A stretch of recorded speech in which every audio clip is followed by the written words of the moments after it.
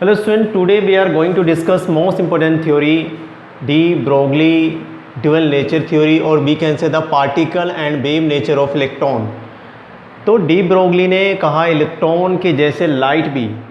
अब लाइट क्यों बोला स्टूडेंट इसने? क्योंकि जो इलेक्ट्रॉन है उसका मास 9.1 इंटू 10⁻³ किलोग्राम होता है। स्पीड भी बहुत कम होती है, 2.18 इंटू 10⁻6 मीटर पर सेकेंड। इसी तरह से लाइट के लगभग बराबर होती है। तो इसने कहा कि इलेक्ट्रॉन के जैसे माइक्रोस्कोपिक लाइट, जैसे कि लाइट भी वो क्या शो करती है, पार्टिकल नेचर भी शो कर सकती है और वेव नेचर भी। यानी मैक्स प्लैंक की जो थ्योरी हमने पढ़ी थी वो ये बताती थी कि ओनली पार्टिकल ही है, वेव नेचर के बारे में नहीं बता रही थी। लेकिन इसने कहा कि वेव नेचर भी शो करता है इलेक्ट्रॉन के जैसे अदर माइक्रोस्कोपिक पार्टिकल, छोटे पार्टिकल के लिए थ्योरी ज़्यादा अच्छी रहती है। तो डी ब्रोगली ने कहा electron like light behave as both particle and wave. According to this theory electron, proton, even atoms motion में जब होते हैं तो वो वेव नेचर शो करेंगे। ठीक है, और इसने इस तरह का एक फॉर्मूला दिया, यानी लैम्डा इक्वल्स टू h/mv। यहाँ पर लैम्डा वेवलेंथ को बता रहा है, यानी ये वेव नेचर को बताएगा। ये किसको बताएगा? वेव नेचर को। एंड अगर हम मास और वेलोसिटी h/mv की बात कर रहे हैं तो ये प्लैंक कांस्टेंट है, जिसकी वैल्यू 6.626 इंटू 10⁻34 जूल सेकेंड होती है। And mass of electron and velocity of electron. तो ये चीज़ें बता रही हैं, ये बता रही हैं किसको?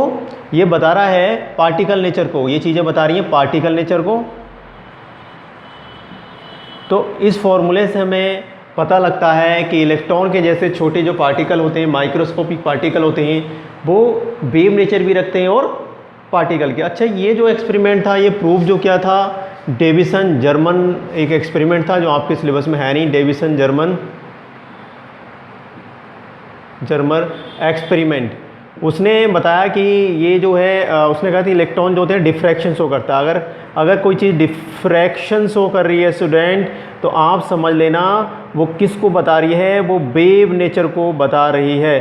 तो बाद में ये प्रूफ की गई और ये हाइपोथेसिस सही मानी गई।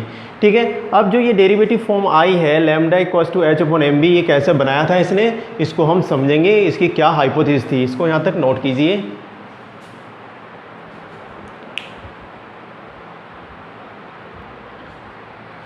नाउ डी ब्रोगली एक्सप्रेशन कैसे बनाया था इसने? स्टूडेंट इसने क्या करा, ये एक तरह की हाइपोथेसिस थी। इसने जो प्लैंक इक्वेशन थी, यानी जो पार्टिकल के बारे में हमने पढ़ा था, प्लैंक इक्वेशन पार्टिकल के बारे में बताती है। तो E energy equals to h nu, है ना। न्यू फ्रीक्वेंसी, h क्या है? प्लैंक कांस्टेंट था, और आपको पता है फ्रीक्वेंसी न्यू इक्वल्स टू होता है c/λ। ठीक, अब देखो स्टूडेंट क्या करा इसने, E इक्वल्स टू hc/λ, यानी ये आपको एनर्जी मिल जाती है अकॉर्डिंग टू प्लैंक। और ये इक्वेशन नंबर फर्स्ट मान ली मैंने। इसके बाद देखो energy of a photon on the basis of Einstein mass energy relationship, यानी उसके अकॉर्डिंग जो एनर्जी थी E इक्वल्स टू mc², यानी प्लैंक की इक्वेशन और आइंस्टाइन की इक्वेशन दोनों को मिलाया इसने। उसके बाद देखो इसको दोनों को इक्वेटिंग करने पर आपको मिलता है एनर्जी, यहाँ पे लिखी hc/λ and E equals to mc/λ। अब इस रिलेशन से देखो इसने क्या बनाया, यहाँ से C से C cancel out, h/λ equals to mc, and यहाँ से अगर हम लैम्डा निकालेंगे तो ये इधर जाएगा, h/mc आपको मिलेगा। या फिर आप स्टूडेंट ये कह सकते हैं, देखो ये जो इक्वेशन है इसमें ये वेवलेंथ, यानी लैम्डा क्या है? वेवलेंथ है। वेवलेंथ यानी ये वेव के नेचर को बता रही है। किसको बताएगा? वेव को बताएगा। और ये आपको पता है प्लैंक कांस्टेंट, ये क्या है? मास और वेलोसिटी। C क्या होता है? वेलोसिटी। इस इक्वेशन को आप ऐसे भी लिख सकते हैं h/mv, है ना, क्योंकि C और B क्या है? ये दोनों वेलोसिटी को बता रहे हैं। तो आपको ये इक्वेशन भी मिल सकती है, ये वाली इक्वेशन, दोनों से आप क्वेश्चन सोल्व करेंगे। ठीक है, और आपको पता है कि मोमेंटम क्या होता है? मास इंटू वेलोसिटी, यानी हम इस mc या mv की जगह हम p लिख देंगे। तो ये आपको पता लग गया कि lambda equals to h/p। Lambda wave nature को बता रहा है और ये बता रहा मोमेंटम, और मोमेंटम जो पता है आपके लिए, आपको पता है ये पार्टिकल के लिए होता है। यानी डी ब्रोगली की हाइपोथेसिस वेव नेचर और पार्टिकल दोनों नेचर के लिए यूज़ है। अब ये पूरी थ्योरी बनाने के बाद, हाइपोथेसिस के बाद, ये अपने इस पेपर को, रिसर्च पेपर को आइंस्टाइन के पास लेके गए। तो आइंस्टाइन ने कहा क्या ये थ्योरी आपकी इलेक्ट्रॉन और लाइट जैसे पार्टिकल के लिए ही वैलिड है? तो उसका आंसर था यस। तो आइंस्टाइन ने बताया कि आप अगर इस थ्योरी को पूरे यूनिवर्स के लिए लगाएंगे तो अच्छा रहेगा, क्योंकि हर एक चीज़ क्या है यूनिवर्स में, दो नेचर को शो कर सकती है, एक पार्टिकल नेचर, दूसरा वेव नेचर। ठीक है, तो अब यूनिवर्स के हर एक पार्टिकल के लिए, हर एक यूनिवर्स में जो भी चीज़ें हैं सबके लिए क्या लगने लगी, ये थ्योरी लगने लगी। यानी वो दो चीज़ों को रखता है, पार्टिकल नेचर को भी रखता है और वेव नेचर को भी रखता है। ठीक है, तो ये इसका एक एक्सप्रेशन था। यहाँ से न्यूमेरिकल क्वेश्चन आते हैं, आगे देखेंगे, यहाँ तक नोट कीजिए।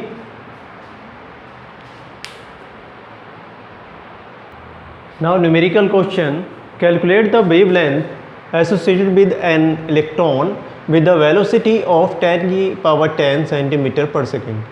ठीक, वेलोसिटी इतनी है यहाँ पर। अब आपको स्टूडेंट कुछ चीज़ें याद रखनी है, जैसे मास ऑफ इलेक्ट्रॉन 9.10 इंटू 10⁻⁻28 ग्राम में ये होता है और किलोग्राम में -31 होता है। ठीक है, तो हम ग्राम में यूज़ करेंगे क्योंकि यहाँ सेंटीमीटर पर सेकेंड में यूनिट दी है हमें। वेलोसिटी ऑफ इलेक्ट्रॉन आपको पता है 6.627 इंटू 10⁻⁻27 सेंटीमीटर पर सेकेंड में इतनी होती है। ठीक है, बात करते हैं प्लांक कांस्टेंट की, तो 6.626 भी लिख सकते हैं, यानी 6.62 इंटू 10⁻⁻27 अर्ग सेकेंड में इतना होता है। ठीक है, तो याद रखना ये यूनिट आपको। तो ये मोस्टली मैंने जो वैल्यू हैं आपको याद होनी चाहिए, इतनी वैल्यू हमने लिख लेनी है। अब आपको से पूछ रहा है वेवलेंथ, तो आपको पता है डी ब्रोगली के अकॉर्डिंग लैम्डा इक्वल्स टू होता है h/mb या mc। ठीक है, अब इस फॉर्मूले में आपने क्या रखना है, वैल्यूज़ को रखना है।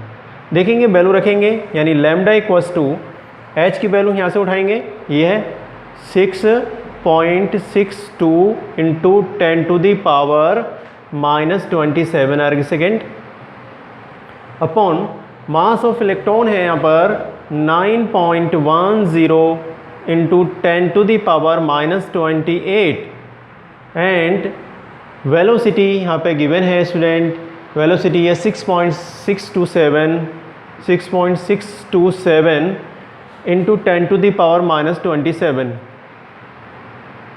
तो ये पूरी वैल्यू हमने रखी, आप इसको कैलकुलेट कर लेंगे। ठीक है, तो कैलकुलेशन करने पर मैं यहाँ डायरेक्टली लिख देता हूँ, आपको जो वैल्यू मिलेगी 7.72 इंटू 10⁻⁻10 मीटर में, और एंगस्ट्रम में आप कन्वर्ट करते हैं तो आपको स्टूडेंट यहाँ पे वैल्यू मिल जाती है 0.772 एंगस्ट्रम। तो ये जो है आपको वेवलेंथ मिलेगी। तो इस तरह से न्यूमेरिकल क्वेश्चन को सॉर्ट आउट करना है। ठीक है, कुछ कांस्टेंट रहते हैं, जैसे कि इलेक्ट्रॉन का मास है, जैसे प्लांक कांस्टेंट है, ये आपको याद रखना है। वेलोसिटी ऑफ इलेक्ट्रॉन आपको याद रखना है। ठीक है, बाकी की चीज़ें आपको क्वेश्चन में पूछी जाती हैं और गिवन रहती हैं। ठीक, नोट कीजिए। हो गया नोट डाउन स्टूडेंट, इसको करेक्ट कर लेना। 0.0772 एंगस्ट्रम में वैल्यू आपको यहाँ पर मिलेगी जब एंगस्ट्रम में आप चेंज करेंगे। ठीक है, हो गया नोट, आगे बढ़ते हैं। Now next numerical student, calculate the momentum of a particle which has de Broglie wavelength. यहाँ पे ये वेवलेंथ दे रखी है 2.5 इंटू 10⁻10 मीटर, एंड यहाँ पे इन्होंने वैल्यू पहले से दे रखी है, Planck constant h equals to 6.6 into 10⁻⁻34 metre per second. आपको पता है स्टूडेंट, आपने निकालना है यहाँ पे मोमेंटम। मोमेंटम को हम रिप्रेजेंट करते हैं P से, अभी हमने पढ़ा था लैम्डा इक्वल्स टू h/mc, या हम बोलते हैं m mass into velocity equals to होता है मोमेंटम। तो लैम्डा इक्वल्स टू h/p, यानी मोमेंटम इक्वल्स टू आ जाएगा h/लैम्डा, यानी हमें h/लैम्डा की वैल्यू रखनी है। और हमसे पूछा क्या, उसने मोमेंटम पूछा है। तो देखो स्टूडेंट कैसे आप कैलकुलेट करेंगे, h की वैल्यू दी है, बहुत सिंपल सा है, वैल्यू ही पुट करनी है, इसमें कुछ नहीं है। 6.6 इंटू 10⁻⁻34 मीटर स्क्वायर पर सेकेंड अपॉन लैम्डा है यहाँ पर, ये है लैम्डा वेवलेंथ 2.5 इंटू 10⁻⁻10 मीटर। ठीक, मीटर से मीटर कैंसिल, अब आपको स्टूडेंट यहाँ पे जो मिलेगी वैल्यू कैलकुलेट करेंगे तो आपको मिलेगा 2.64 इंटू 10⁻⁻24। ठीक, तो ये जो वैल्यू है आपको, ये वैल्यू आपको मिल जाएगी किलोग्राम मीटर पर सेकेंड। ठीक, कैलकुलेट करेंगे आपको ये वैल्यू मिल जाएगी। तो इस तरह से न्यूमेरिकल आपको सॉर्ट आउट करने हैं, फॉर्मूले का यूज़ करना है, नोट कर लीजिए।